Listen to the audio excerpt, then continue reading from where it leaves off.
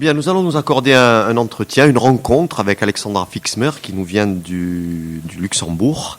Je vais la présenter en quelques mots, puis nous allons entamer un entretien d'environ 40 minutes sur diverses choses. On va parler un petit peu du Luxembourg, mais aussi d'activités éditoriales, d'activités d'écriture, pour faire un petit peu un tour d'horizon de la personnalité et aussi du lieu lié à cette personnalité. Donc Alexandra nous vient du Luxembourg. Elle est née dans la deuxième partie du XXe siècle. Et elle a fait des études de lettres en France jusqu'à un DEA d'histoire culturelle à Metz et Strasbourg, si je me souviens bien, je n'ai pas pris en note. Dans ses activités, lorsqu'elle est retournée au Luxembourg, elle a entre autres été directrice des éditions Phi entre 2005 et 2007. Réel plaisir pour moi puisque j'ai eu le plaisir de participer à l'anthologie Avilette, sous sa direction donc. Et ensuite, elle est enseignante de français au Luxembourg, enseignante ce qu'on appellerait nous en France un PLC, un professeur de lycée-collège, qui correspond à une agrégation. Oui. Voilà, donc un Prague. Et elle est aussi par ailleurs écrivain, poète. Elle a publié plusieurs ouvrages, tant en poésie, et elle s'intéresse aussi plus particulièrement au théâtre, mais on en reparlera lors de notre entretien. Cet entretien va se dérouler sur trois axes principaux. Le premier sera un petit peu large pour évoquer la situation, alors je ne sais pas si je dois dire linguistique, sociolinguistique du Luxembourg. Ensuite, nous parlerons plutôt activités éditoriales et ateliers. Et nous finirons sur les activités d'écriture. Mais je pense que les trois axes sont liés dans la mesure où, moi j'ai toujours du mal à extraire un écrivain de son contexte local, même si on aspire tous à écrire des choses qui tendent à l'universel et qui intéressent le plus grand nombre. Alors, deux mots sur le Luxembourg. Nous, on est assez fascinés par les îles. Je pense que le Luxembourg est une île. Oui. Parce que je suis de ceux qui pensent qu'il n'existe ni île ni continent, ou alors il n'existe que des continents, ou alors il n'existe que des îles. Si le Luxembourg est une île, à ce moment-là, c'est une île continentale un petit peu prise entre plusieurs cultures. Et du coup, ce sont des situations qui nous fascinent, puisque nous sommes fascinés aussi par la nôtre, dans leur complexité, avec, bien entendu, des écritures qui vont se développer dans le plurilinguisme, dans le contact des langues. Alors, en deux mots, Alexandra, est-ce que tu peux nous expliquer quelles sont les langues en présence au Luxembourg et comment, de façon à la fois institutionnelle et, dans la vie, elles sont vécues, en nous parlant aussi un petit peu de politique des langues, ce qui est co-officiel, mais je te relance pour préciser un petit peu les choses. Oui. Tu as la parole. Tout d'abord, merci beaucoup d'être là. Bonjour. La situation du Luxembourg est très complexe. C'est un pays assez récent en Europe, qui n'a même pas 200 ans. Donc, c'est une création complètement artificielle quelque part. Un État tampon entre cette grande Allemagne et le grand bloc français. Et aujourd'hui, le Luxembourg est un pays trilingue. Donc nous avons trois langues officielles, une langue nationale. Il y a le luxembourgeois, qui est essentiellement une pratique orale. Donc ça, au niveau de l'administration, ça s'écrit très peu. Et puis il y a surtout le français, qui est la langue de la justice, parce que tout se base sur le Code Napoléon, et l'allemand. Et donc c'est dans ce contexte trilingue que grandissent les petits luxembourgeois. Maintenant, il faut ouvrir la première petite parenthèse, il y en aura beaucoup. Les petits luxembourgeois, est-ce que ça existe? Est-ce que ça n'a jamais existé? Ce qu'il faut savoir, Luxembourgville aujourd'hui compte sur une population de 100 000 habitants. Donc le 100 millième est né il y a 2 semaines. Donc nous avons changé de statut. Nous sommes passés de ville à grande ville, capitale. Et donc sur cette population de 100 000 personnes à peine, pour la capitale du pays, on a 60% d'étrangers, de non-luxembourgeois. Donc ce sont ces étrangers de fonds migratoires différents. Donc nous avons les Italiens qui sont venus il y a déjà plus longtemps et qui ont quand même gardé, qui sont complètement intégrés, mais qui ont gardé leur nationalité. Il y a les Portugais, une forte immigration portugaise. Depuis la guerre des Balkans, nous avons donc des compatriotes maintenant qui viennent des Balkans, qui demandent asile politique ou n'importe. Et puis nous avons, comme Luxembourg est l'une de ces cités européennes, comme Strasbourg et Bruxelles, nous avons donc des institutions européennes et qui nous amènent une large population diversifiée européenne non luxembourgeoise. Donc il y a un melting pot à Luxembourg.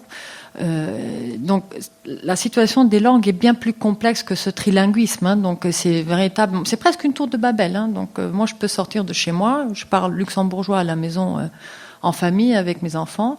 C'est la langue maternelle des luxembourgeois. Donc, on n'est même pas 300 000 native speakers sur un demi-million. Donc, vous pouvez imaginer. Donc, sur population globale, il y a 40% d'étrangers. Donc, qui ne parlent pas luxembourgeois à la maison. Donc, qui ne baignent pas dans ce contexte-là.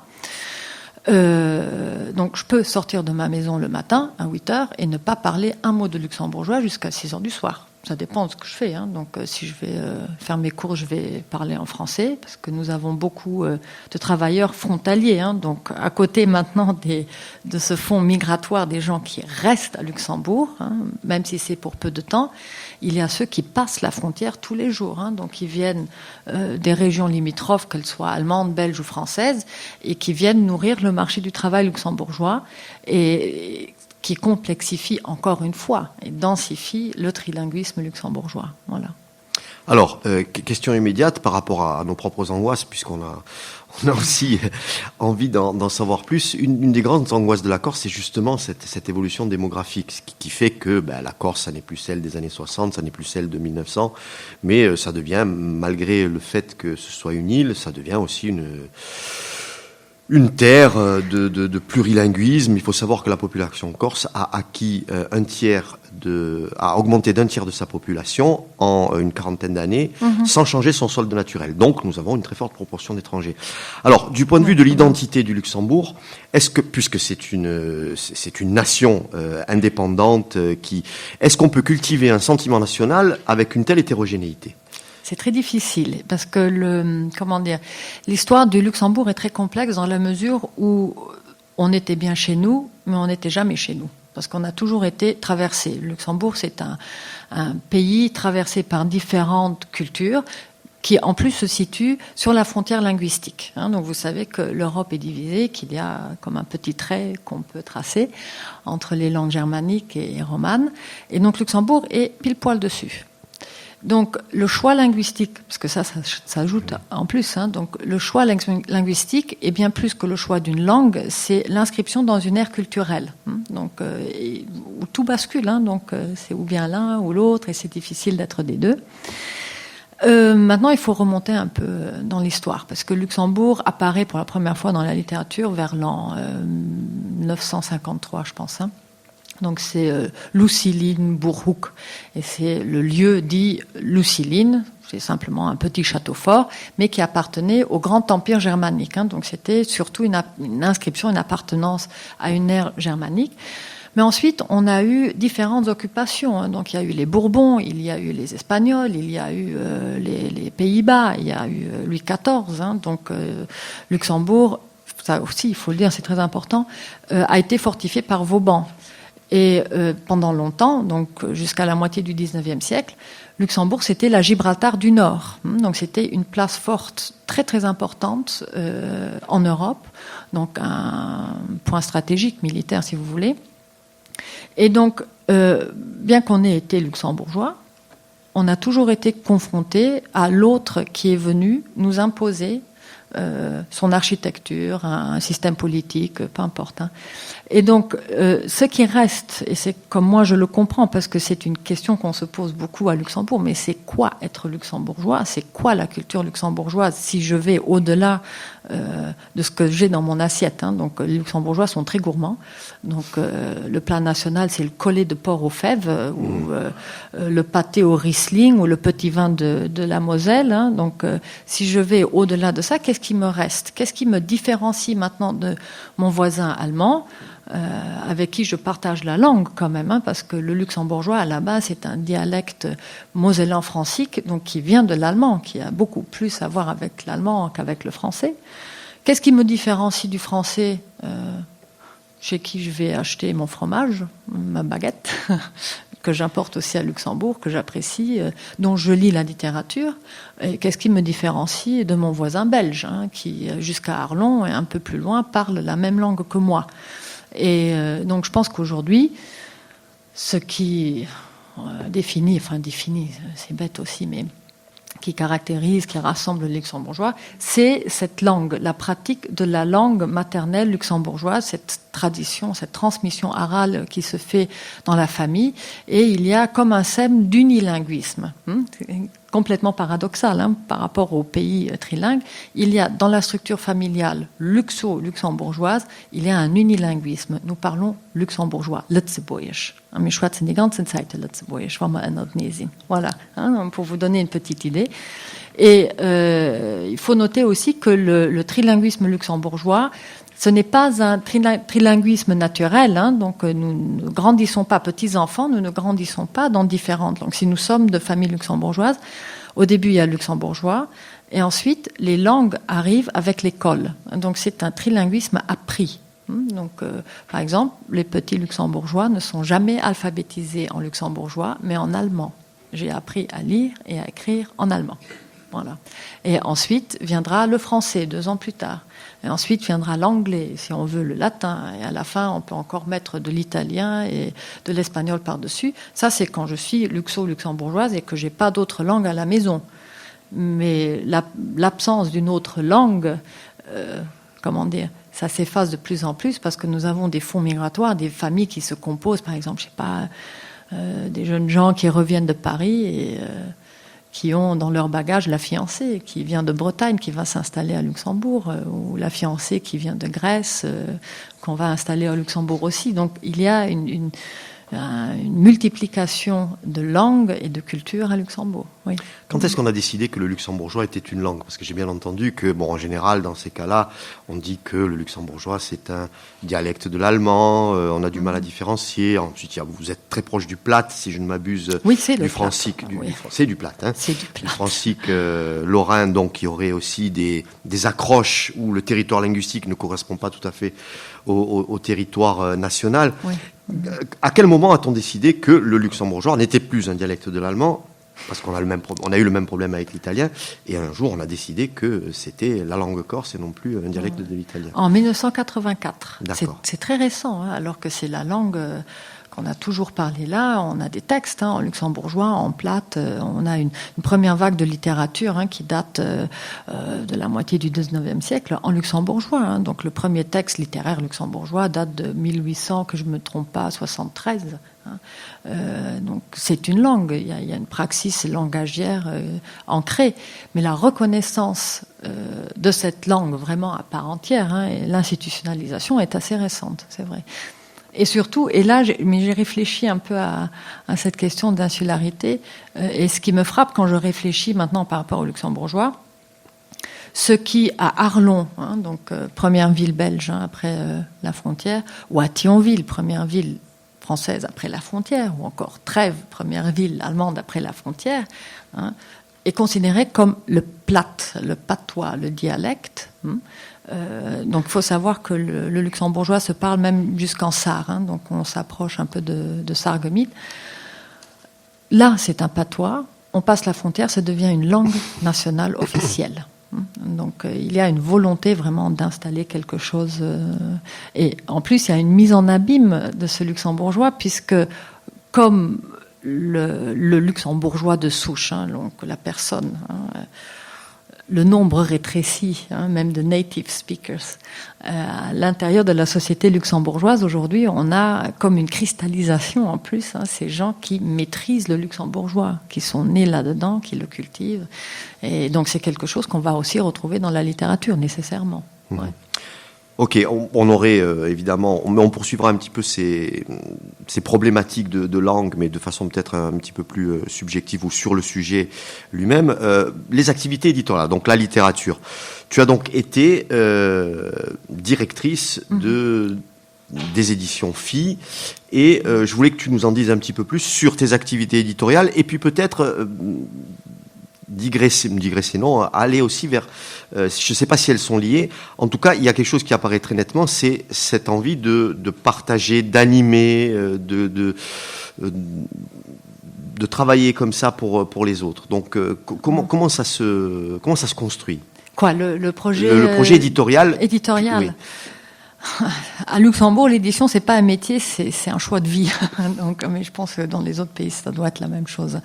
Parce que c'est un combat sans relâche, puisque c'est une édition qui reste petite, confidentielle, et il faut, par exemple, dans nos librairies, nous avons un rayon haïssable, détestable, et je me suis toujours disputée avec tous les libraires à Luxembourg, qui s'appelle Luxembourgensia. Donc c'est une étagère magnifique, normalement reléguée dans le dernier coin de la librairie, où on met les œuvres parues à Luxembourg ou d'auteurs luxembourgeois. Donc on n'était jamais rangé. Donc c'est aussi ça le paradoxe luxembourgeois. Aujourd'hui, il y a des changements qui quand même prennent forme maintenant. Donc après 10 ans de lutte, on retrouve parfois chez certains libraires les livres luxembourgeois bien mis en évidence, où on va dire voilà, cette personne-là, reconnue nationalement, internationalement, a fait un livre, donc on le propose, on le met près de la caisse. Mais il y a 10 ans, et surtout quand je faisais fille encore, mais le rayon, les livres luxembourgeois disparaissaient même dans nos librairies. Pourquoi? Mais parce que nous avons, culturellement, comme il y a un problème identitaire, culturel et de reconnaissance par rapport aux auteurs et à la littérature, le public luxembourgeois préfère, et il est éduqué à ça, je vais m'expliquer plus loin, préfère aller dans le rayon français, prendre un Gallimard, valeur sûre, ou bien aller dans le rayon allemand, prendre un Suhrkamp, Diogenes, je sais pas. Donc on va fonctionner comme ça. Pourquoi? Tout simplement parce qu'à l'école, quand j'ai fait le bac, j'ai fait une littéraire, j'avais au programme du Molière, du Malraux, en français, bien entendu, Faust et Mort à Venise en allemand, bien sûr. J'avais une sélection de poèmes anglais à réviser, plus Macbeth en anglais, et l'Énéide en latin. Et aucun texte luxembourgeois, ou d'auteur luxembourgeois. Ça ne s'enseignait pas. Et donc, je pense que c'est aussi un problème qu'on a retrouvé ensuite dans les librairies. Aucune conscience de la littérature nationale. Oui, mais au-delà du luxembourgeois lui-même, il y avait aussi, enfin, me semble-t-il, une volonté justement de dépasser ces littératures savantes, ces littératures dont tu sembles contester la prédominance, pour aller vers des circuits moins connus, moins institués. Je pense à Rosalie, Cécile, qui a été publiée chez Phi et qui n'est pas nécessairement du Luxembourg. Donc il y avait aussi une volonté de promouvoir, alors, je ne sais pas, c'est toi qui vas nous le dire, autre chose que ces littératures instituées. Bien sûr, bien sûr. Donc je pense que l'édition Phi... Alors quel est le projet? Dis-nous un petit peu. Alors le projet de Phi, il est né à la fin des années 70, pardon. Et c'est Francis Van Maal, d'origine belge, installé à Luxembourg, remarquable aussi. Donc c'est même pas un luxembourgeois qui a lancé la plus grande maison d'édition luxembourgeoise.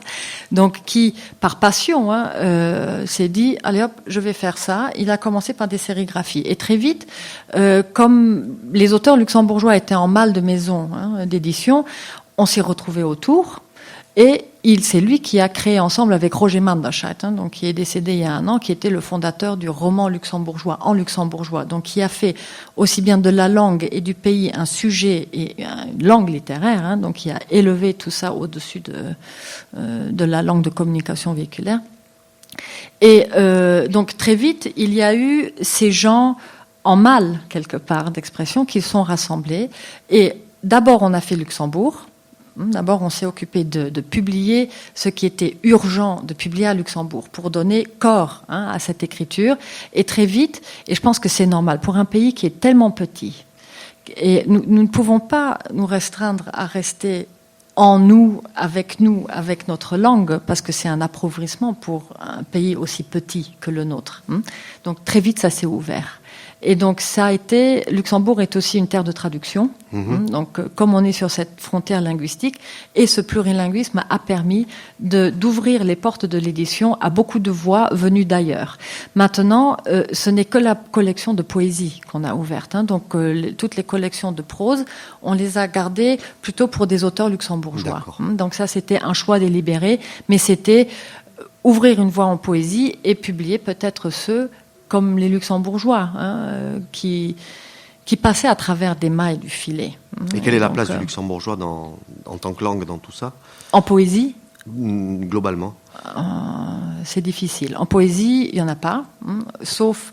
Ça devient très vite caricatural, donc c'est ça le problème, parce que c'est une langue, c'est aussi ce qu'on en fait les auteurs.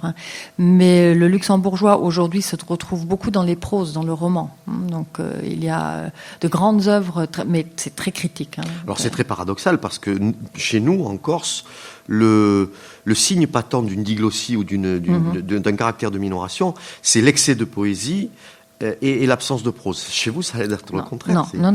Pas de poète en luxembourgeois. Nous avons, il y a du français, de l'anglais, de l'allemand, mais pas de luxembourgeois. Très curieux, il va falloir qu'on s'intéresse à ce critère-là. Oui. On va juste 2 mots aussi sur. Je ne sais pas si c'est lié, mais dans cette volonté de faire connaître, d'animer, d'ouvrir. 2 mots sur tes activités d'atelier, d'enseignante. Je pense que c'est lié. Je pense à la collection Citron pressé, si j'ai bien lu. Oui. Est-ce que tu peux nous en dire nous? Citron vert, pardon. Oui, bon, après pressé, l'édition, mais on a pressé. Voilà, oui, c'est tout un travail là-dessus. Je n'ai pas dit une bêtise. Bon, disons que j'adore enseigner, mais je me suis très vite embêtée et à rester. J'aime pas m'enfermer et j'aime pas qu'on me dise tout le temps il faut faire que ça. Il faut faire du Ronsard et il faut faire du Montaigne et voilà, il faut être sage et il faut apprendre ces choses-là aux enfants. Et j'ai eu le besoin de les amener vers autre chose. Et vers leur voix, vers leur langue aussi, parce que c'est les ateliers d'écriture, je les fais jamais en français, parce que en ce moment le français à Luxembourg c'est très difficile. Oh là là, l'allemand c'est beaucoup plus facile. Ils ont vraiment une préférence naturelle pour l'allemand et l'anglais. Le français perd un peu en terrain, surtout parce que ça leur demande plus d'efforts. Donc dès que je commence un atelier d'écriture, je leur parle en luxembourgeois et je leur dis la langue c'est pas un problème. La langue, c'est un outil qui doit vous permettre à dire ce que vous avez à dire, mais je n'exige pas le français. Vous avez le droit de choisir votre langue. Vous avez le droit de changer de langue, d'essayer d'abord dans l'une et puis de passer à l'autre, peut-être les mélanger dans un même poème. On va voir, on essaye. Et moi, ça me fait énormément de bien de travailler autrement avec les élèves. Premièrement, parce que ce n'est pas un cadre où je dois donner de notes. Et je ne dois pas relever de présence. Je leur dis... Vous venez pas, c'est comme vous voulez. Vous écrivez pas, c'est comme vous voulez. Vous venez écouter, c'est bon. Vous venez pour écrire, c'est bon. Avec le résultat qu'ils viennent toutes les semaines. Je leur dis, on fait 1 heure. Après 2h30, je leur dis, bon, écoutez, maintenant, il faut vraiment que j'y aille parce que j'ai mes enfants qui rentrent à la maison, il faut que je rentre. Donc, ils ont une envie aussi. Et tous les ans, en juillet, à la fin des cours, je pose la question, est-ce que je dis à la direction qu'on continue l'année prochaine? Et puis ils sont fâchés. Ils me disent, mais comment tu oses nous demander ça? Parce qu'ils me tutoient. Là, ils ont le droit de me tutoyer parce que je leur explique au début qu'on est devant l'écriture. L'acte de création, on est tous égaux. Le professeur n'existe pas. Et je me refuse à être professeur là-dedans. Et donc on écrit ensemble comme ça. C'est un double travail parce que ça me permet d'enseigner surtout la littérature. Donc je pense qu'eux, ils n'ont pas toujours conscience de ça, mais je leur dis toujours, bon, si on veut écrire, il faut d'abord lire. Donc je leur amène des choses, et surtout ces choses qu'on ne trouve pas dans les anthologies d'école, parce que je trouve que les livres avec lesquels je dois travailler aujourd'hui sont très pauvres, ils deviennent de plus en plus pauvres. Par exemple, les extraits. Si je regarde les extraits de Proust, donc j'ai gardé tous mes bouquins quand j'étais au lycée, j'ai récupéré ceux de mes beaux-parents. Et si on compare la taille des textes, ça diminue affreusement. C'est tout petit. Mais moi, j'ai pas envie de lire des extraits de 10 lignes. Comment est-ce que j'explique à un enfant ce que ça veut dire, quelle était l'écriture d'un auteur sur 10 lignes? C'est incongru. Donc, je fais ce que je dois faire en cours. Très souvent, je leur dis même, on n'achète plus le bouquin, je ramène des textes. Et dans l'atelier d'écriture, je leur montre tout ce qu'il n'y a pas dans ces anthologies. Donc, par exemple, je ramène des textes de Rosalis, pourquoi pas, donc des choses que j'ai entendues à gauche, à droite, dans des festivals ou des lectures, Valérie Rousseau, par exemple. Donc, je leur montre ce qui se fait aussi aujourd'hui et je les enferme pas dans cette conception un peu très, très scolaire. de l'écriture et de la poésie. Et pour moi, c'est un échange vital. J'ai besoin de ça pour être contente dans mon métier d'enseignant ailleurs. Donc, du coup, on se demande où est la vraie pédagogie dans tout ça. Est-ce qu'elle est dans les lieux officiels ou est-ce qu'elle est dans les ateliers? Non. Moi, je pense qu'ils y vont parce qu'il faut qu'ils y aillent. Sur un auditoire de 25 élèves, j'en ai peut-être 3 qui vraiment écoutent. Les autres sont très passifs, mais je pense que c'est aussi... ça dépend des classes. L'année dernière, j'avais une classe de littéraire, ils étaient 16. Pendant 6 semaines, ils n'ont pas bougé. Et je me suis dit, mais qu'est-ce que je vais en faire? J'ai essayé différents textes, ils ne bougeaient pas. J'ai essayé les bagues, je ne bougeais pas. Et puis j'ai ramené de Barico, soie. Alors, allez hop, on essaye ça. Et là, ils ont bougé.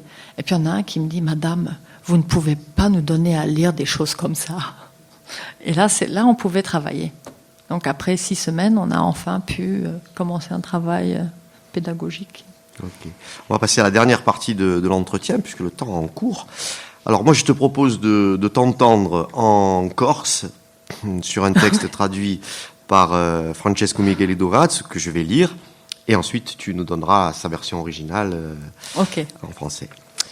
O budio non è niente altro che all'intagina di un lume che franca o spazio, gocciola sempiterna di abbuca di un tempo, all'ava di Pompeia aveva imprigionato i fiori, soga questa dico per chi mi chergo, si i pedali di fiori resistini abbastanza alla vampata. Sarà che a Petra varrà l'agio di stantarassi prima che tutto si sbrigiolessi e che i fiori di Pompei si morissini senza lasciare un ricordo di uso spritia o mio sotis, un smintica, smintegami quando per te si tratterà di mora, si dimorasi d'incalcau baveddu contra u codu di chinau capo masimo, si incorda nucca si stringi spadi assutida i toscapuli in caso di naufragio, un mare salva solo qui di chi ammani a ueru, ma quali asà di quando un quando c'ho la parra u flusso, di ciò che veni a mina contra la vaccia interna di i nostri brami. Ciò che facci dilatassi i peddi e stinzassi i corpa perché il tempo è un vagabondo un cermidato. Rivaccio io ogni giorno su viaggio clandestino d'andà a conta londi no zancaru in negosci la cadura la granco che si stinza longa u petto. I braccia u codu sina a scarica di ogni in pieno cervedu e chi l'uscio di u dolorosi ganzi. A spina s'assumiru d'intorno che si squassano sbultulati i stondi. Tu lampa mia, utobriono anch'i du sordi sogas di sa terza corda vocali, chi ferma l'appiato e si sveglia solo par si furi, su tavono d'un disingudani la gente in dolo, intoccabili in iso affanna e in l'assenza di l'altro. Très bien. La ténèbre, ce n'est rien d'autre que la lenteur de la lumière qui traverse l'espace, goutte perpétuelle dans la bouche du temps. La lave de Pompéi a-t-elle emprisonné des fleurs? Je dis cela parce que je me demande si les pétales des fleurs résistent assez longtemps à l'embrasement. Est-ce que la pierre aura eu le temps de se solidifier avant que tout ne s'effrite et que les fleurs de Pompéi ne meurent sans laisser le souvenir de leur floraison? Vergiss mein nicht. N'oublie pas, oublie-moi, quand pour toi, il s'agira de mourir. Pressez le menton contre le cou, baissez la tête surtout, allonge la nuque, resserre les épaules et affine les omoplates. En cas de naufrage, la mer n'épargne que ceux qui aiment vraiment. Mais rien n'est moins sûr, tu sais, parfois il faut suspendre le flux de ce qui vient taper contre la face intérieure de nos désirs, ce qui fait se dilater les peaux et se tendre les ventres parce que le temps est un nomade hirsute. Je refais chaque jour ce voyage en clandestin, aller compter les vagues, dans les mollets, dans les cuisses, laisser durer la crampe qui s'étire le long du torse, des bras, du cou, jusqu'à ce que la décharge arrive en pleine cervelle et que le seuil de la douleur se déplace. Le dos s'assimile à l'alentour qui s'efface dans ce bousculement des durées. Dis-moi, ton cri, lui aussi, émane-t-il de cette troisième corde vocale qui reste tapie et ne s'éveille que pour ces urgences-là? Cette béance dans laquelle s'engouffrent les gens endeuillés, intouchables dans leur douleur et l'absence de l'autre. Mais il manque une phrase. Parce que ça, maintenant, Il faut que je la retrouve, parce que sinon ça ne fonctionne pas très bien. Il faudrait la rajouter. Alors, c'est l'autre. Désolé. Non, c'est pas grave. Voilà. Ah, donc, cette béance dans laquelle s'engouffrent les gens endeuillés, intouchables dans leur douleur et l'absence de l'autre, innommables sont ceux qui leur manquent, un pied dans la mort par mort, comme toi, comme moi. Combien de pieds devrons-nous avoir sans risquer de tomber, boitant de pieds que nous n'avons plus? Voilà. Ok, très beau texte. Merci. Alors, quelques questions de forme, et puis une question préalable. Pourquoi le français par rapport au luxembourgeois? On y a un petit peu répondu tout à l'heure. Ah oui, mais ça c'est difficile.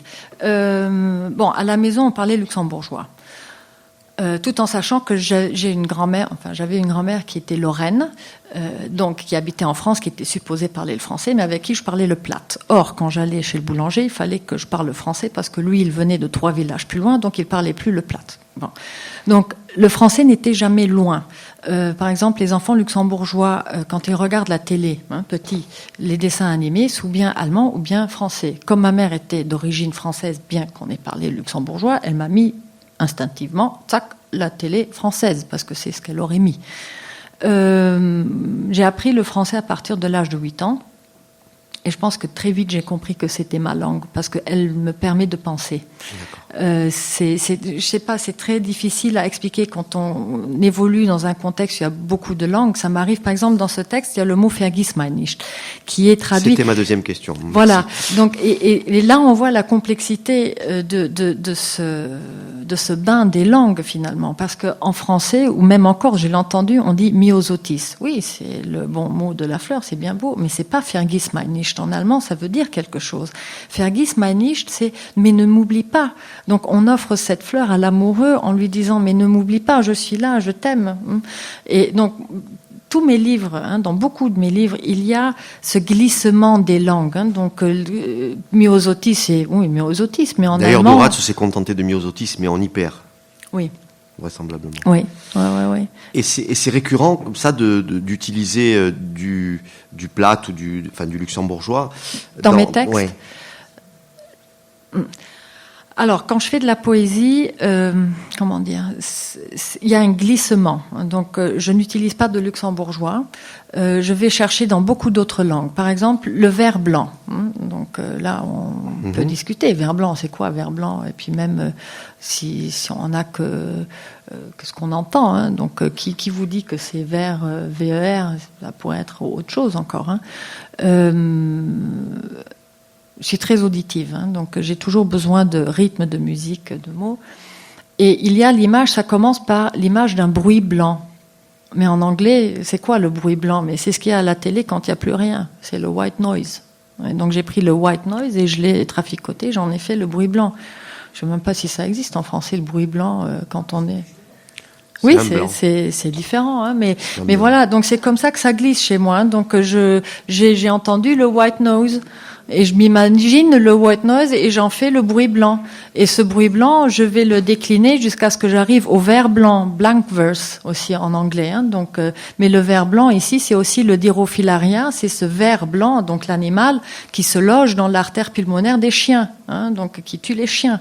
Donc il y a comme ça, en poésie, je glisse et je surfe sur les langues. J'adore ça et je vais piquer chez les uns, chez les autres. J'en fais quelque chose, je retricote, j'explose et je remets ensemble. Donc et tout ça, je suis quand même très sage parce que je casse rien en même temps. Donc il y a la grammaire. Pardon? Même pas. Non, même pas, même pas. Et mais en prose, maintenant, je viens de faire il y a un mois, c'est sorti. Mon premier récit. Et c'est un récit, c'était très difficile comme travail, j'ai jamais fait de récit. Donc j'ai commencé 3 fois, parce que ça s'appelle La Reine du Lampertspiersch. Le Lampertspiersch, c'est un quartier à Luxembourgville. Et donc c'est une enfance luxembourgeoise dans les années 70 ou début 80. La narratrice est une petite fille. Donc la perspective, c'est la petite 4 ans, 5 ans, impertinente. Et donc là, c'est pour ça que j'ai dû recommencer. Garder cette perspective, c'est extrêmement difficile. Rester dans l'enfant, mais Ça m'a coûté une énergie folle. Et là, il y a le luxembourgeois. Mais pas seulement le luxembourgeois. Il y a le japonais de la petite copine qui avait le papa japonais. Il y a le luxembourgeois de l'épicier. Mais il y a aussi le luxembourgeois de ma mémé qui n'est pas un vrai luxembourgeois, qui est du plate. Donc, dans la prose, je peux le faire. Là, je garde les langues avec leur teneur, avec ce qu'elles ont de réel.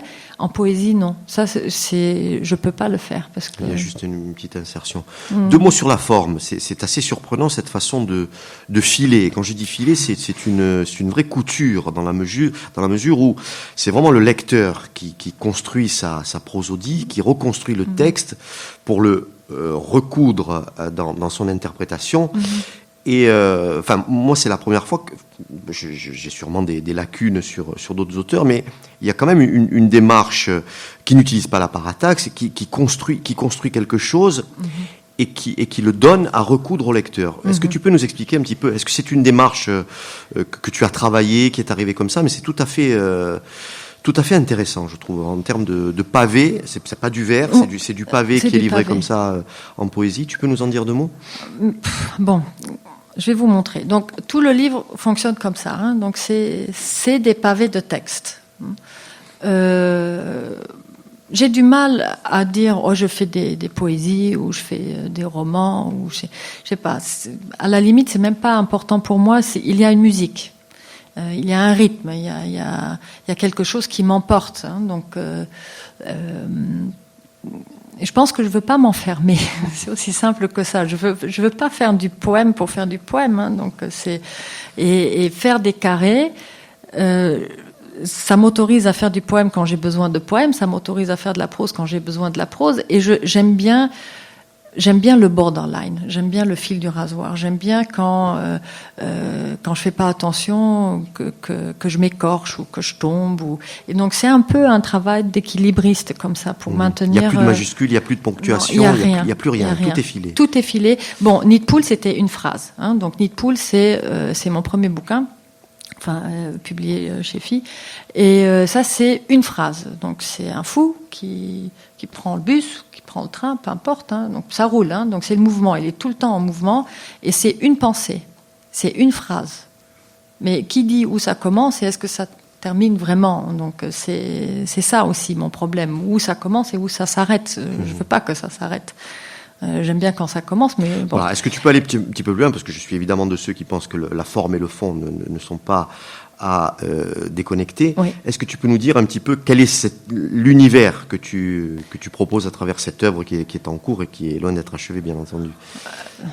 Moi, je m'inscris volontiers dans une filiation de la Beat Generation. Donc, aller au-delà des formes imposées, aller fouiller là où peut-être on ne doit pas aller fouiller, et me reconstruire, une forme qui soit à la mesure de mon souffle. Je ne sais pas si c'est clair pour vous, hein, mais j'ai besoin, par exemple, même là, hein, quand on a lu les blocs, il y a un souffle. Maintenant, moi, je connais le mien, et je ne voudrais surtout pas imposer mon souffle au lecteur. Et c'est pour ça que, si on regarde bien, ça fonctionne. On peut déplacer cette ponctuation imaginaire qui est le souffle que chacun a. Ça, je crois que ça fonctionne avec un souffle court. Hein, il prend des petits blocs dans le grand bloc. Celui qui a le souffle long, il peut aller plus loin. Et en fonction, il y a le sens qui change. Et ça m'intéresse. Que même là-dedans, je ne m'enferme pas. Moi, j'ai des choses à dire, oui. Donc ça, ce livre-là, c'est l'après-présent. Ce n'est pas encore l'absence. Hein, je voulais saisir ce moment-là. Donc, après l'amour, il y a rupture, il y a quelqu'un qui part, il y en a un qui reste. Et qu'est-ce qu'il fait, celui qui reste avec le souvenir de l'autre? Il n'y a pas encore l'absence. L'absence, c'est quand quelque chose s'est cristallisé, quand quelque chose s'est figé, hein, dans une réalité. Mais avant ça, il y a l'après-présence. Hein, quand le corps de l'autre n'est plus là, mais la chaleur de l'autre est encore là. Hein, c'est, prenons l'image le matin, on sort des draps, il y en a un qui se lève et l'autre reste au lit. Donc même si le corps de l'autre n'est plus là, sous les draps, il y a sa chaleur qui reste. Et c'est ce moment-là qui m'intéressait. Et maintenant, ma vision de l'après-présent, c'est la mienne, mais est-ce que c'est celle de mon lecteur? Et peut-être déplacer le souffle, travailler avec son souffle, ça permet à chacun de glisser aussi là-dedans. Et donc, mais j'aime bien aussi m'effacer. J'aime pas m'imposer dans mes textes. Ça, c'est quelque chose. J'ai du mal avec ça. En tout cas, on sent bien un jeu de frontières là et qui est lié aussi au lieu qui fonctionne bien. Alexandra, on va arriver à la fin de cet entretien qui aimerait ne pas en avoir tellement il est passionnant. Je vais un petit peu boucler la boucle avec une question plus générale en ayant dépassé un petit peu le côté de l'écrivain. Est-ce qu'il y a, c'est une grande question chez nous, c'est pour ça que je te la pose. Nous, on ne sait pas s'il y a une littérature corse. Enfin, on ne sait pas dire si, pour qu'il y ait littérature corse, il faut qu'il y ait littérature d'expression en langue corse, ou alors que la littérature corse est évidemment une expression plurilingue. Est-ce qu'il y a une littérature luxembourgeoise ? Et si oui, comment ? C'est difficile. Je pense qu'il y a déjà la littérature, ça c'est déjà. Est-ce qu'on peut inscrire la littérature dans un contexte vraiment national ? Je ne pense pas. Alors il n'y a pas de littérature française. C'est quoi être français ? C'est quoi être allemand ? On est avant tout être humain et on regarde le contexte dans lequel on est. Ce sont des balises qui sont quand même bien posées. La littérature française, la littérature américaine. Il y a des caractéristiques, oui, c'est vrai. Mais moi qui n'aime pas l'enfermement, c'est une question très difficile pour moi. Je me fais provocateur, tu as bien voilà, bien sûr. Bon, je pense qu'il y a bien sûr une littérature luxembourgeoise qui est faite en luxembourgeois. Là, on ne peut pas discuter, parce que c'est la langue. Voilà, ou en plate. Donc maintenant, vous voyez, déjà là, le problème se pose. Donc si un auteur publie en luxembourgeois ou en patois un livre, que ce soit à Luxembourgville ou à Arlon, ça change. Alors que la langue est la même et le sujet peut être le même.